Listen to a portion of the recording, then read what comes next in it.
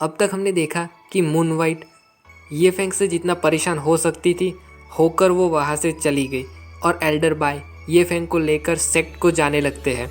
वहाँ रास्ते में ये फेंग टाइम पास करने के लिए सिस्टम से सवाल करता है पॉइंट्स के बारे में और नोटिफिकेशंस आती है जिसमें दिखता है कि श्यूएनटियन कॉन्टिनेंट में कल्टीवेशन 9 रेल्म्स में डिवाइड किए जा सकते हैं। Spiritual sea realm, chi gathering realm, spirit fusion realm, foundation establishment realm, soul formation realm, amethyst palace realm, primordial soul realm, void realm और ट्रांसेंडिंग टर्बुलेशन रेल्म। ये फेंग सिस्टम में उंगली करके आगे इन्फॉर्मेशन देखता है जिसमें आगे दिखाता है कि सभी रेल्म आगे और 9 भागों में बांटे जाते हैं। स्पिरिचुअल सी रेल्म के भागों को अपग्रेड करने के लिए हर एक भाग में 10 बिग स्पेंडिंग पॉइंट्स इस्तेमाल करने होंगे। लेकिन जैसे उसे पता चलता है कि ची गैदरिंग रेल्म के लिए सिर्फ एक अकेले भाग को अपग्रेड करने के लिए पूरे 100 बिग स्पेंडिंग पॉइंट्स की ज़रूरत पड़ेगी, ये देखकर उसका मुंह बिगड़ जाता है। लेकिन जब पता चलता है कि स्पिरिचुअल फ्यूजन रेल्म के सिर्फ एक भाग को अपग्रेड करने के लिए पूरे 1000 बिग स्पेंडिंग पॉइंट्स की ज़रूरत पड़ेगी, ये देखकर तो उसकी आंखें ही ब्लैंक हो जाती है। वह मुंह बिगाड़ कर सिस्टम से कहता है, सिस्टम, हर रेल्म के हर भाग को अपग्रेड करने के लिए इतने सारे बिग स्पेंडिंग पॉइंट्स कुछ ज़्यादा ही ज़्यादा नहीं है। सिर्फ स्पिरिट फ्यूजन रेल्म के एक भाग तक को भी बढ़ाने के लिए मुझे 1000 पॉइंट्स की ज़रूरत पड़ेगी। तभी स्क्रीन में एक मैसेज आता है, टुक टुक टुक टू टू बिग स्पेंडर डिपार्टमेंट स्टोर, जिसमें ये फेंग कहता है, एक ड्रॉप, बूम, 777 बिग स्पेंडर। ऐसा पैनल में दिखाता है और उसमें बहुत सारी वस्तुएं और प्राइस के बारे में लिखा हुआ है, जिसे ये फेंग खुसुर फुसुर आवाज़ में पढ़ता है। एक स्पिरिट हर्ब का जार 100 बिग स्पेंडिंग पॉइंट्स में मिलता है। 90% चांस है कि फर्स्ट ग्रेड स्पिरिट हर्ब्स मिल सकता है। 80% चांस है कि सेकंड ग्रेड स्पिरिट हर्ब मिल सकता है। ब्ला ब्ला ब्ला ब्ला ब्ला। यूज़र की कल्टीवेशन में अपग्रेड होने के बाद भी संभावनाएं नहीं बदलेंगी। सब ऐसे पढ़ने के बाद वो कहता है, ये चीज़ें थोड़ी महंगी है, लेकिन अगर 9th ग्रेड के स्पिरिट हर्ब मिलने के चांस है तो 100 बिग स्पेंडिंग पॉइंट्स इस्तेमाल करना जायज़ है।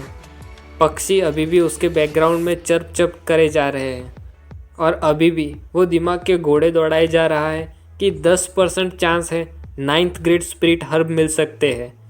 लेकिन एक सेकंड, मुझे वे फर्स्ट ग्रेड स्पिरिट हर्ब्स चाहिए, लेकिन ये स्पिरिट ऑर्स का क्या इस्तेमाल है? मजाक करते जुबान निकाले हुए फेस के साथ सिस्टम उसके सवाल का जवाब देता है। डिंग, अलग अलग चीज़ों वाले जार को खरीदने में इस्तेमाल किए गए पैसे बिग स्पेंडिंग कहलाएंगे।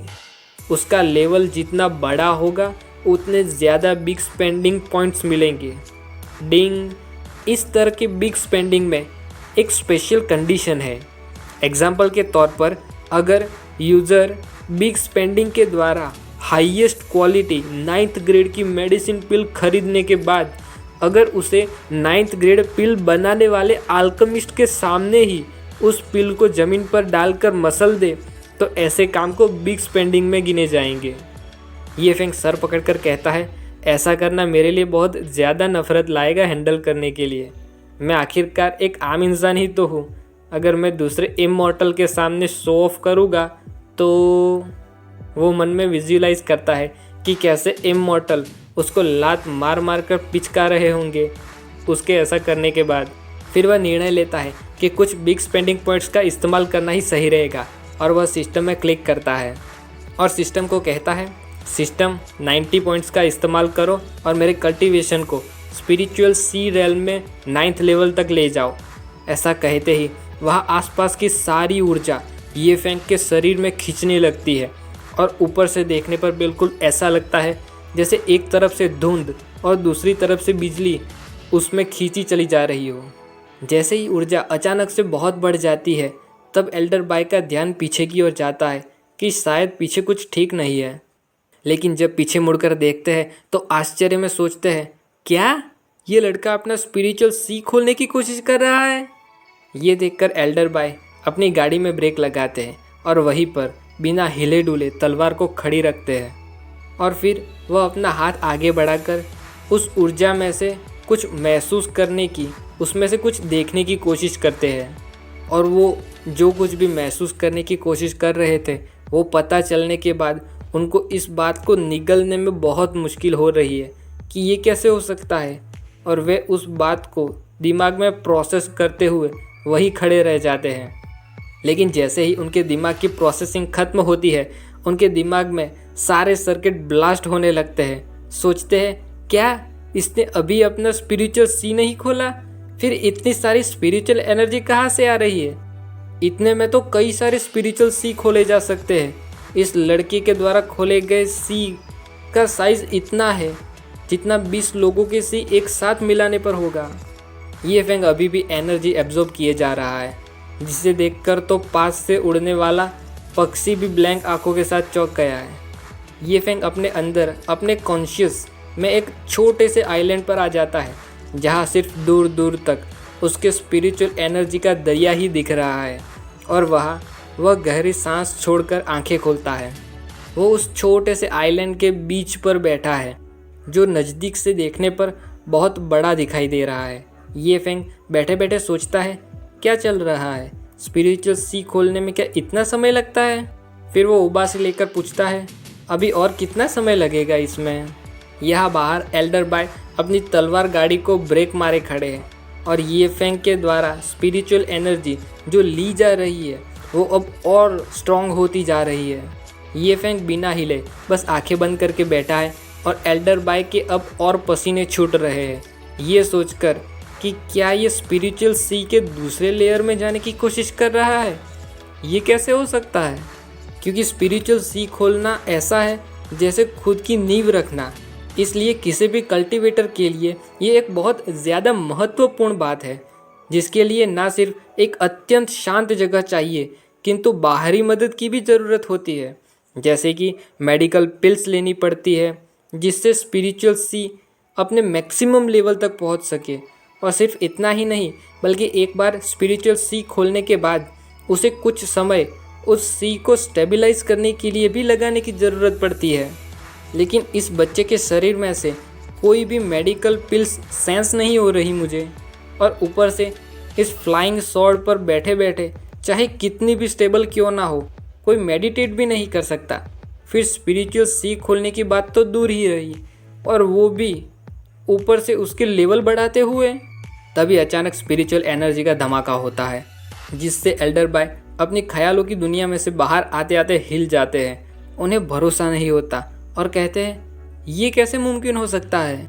ये फेंग बिल्कुल शांत झरने की तरह बिना जरा सा भी हिले बैठा रहता है और स्पिरिचुअल एनर्जी झरने के बहाव की तरह ब्यूटीफुली उसमें बहती जा रही है। और अब एल्डर बाय की आत्मा का उनके शरीर को छोड़ने के स्टेप बाय स्टेप झटके लगने शुरू होते हैं। जैसे ही ये Feng spiritual sea realm 3rd layer तक पहुंच जाता है, उसके बाद तुरंत spiritual sea realm 4th layer, spiritual sea realm 5th layer, spiritual sea realm 6th layer, 7th layer, 8th layer और 9th लेयर आते आते एल्डर बाय की आत्मा के लिए इतने सारे झटके संभाल पाना बहुत मुश्किल हो जाता है। उनका मुंह चौड़ा और सर नीला पड़ जाता है, और 9th लेयर के पीक पर पहुंचते ही उनकी आत्मा उनके नाक से बाहर निकल आती है। फिर ये फेंग अपनी आंखें खोलता है और गहरी सांस छोड़ता है।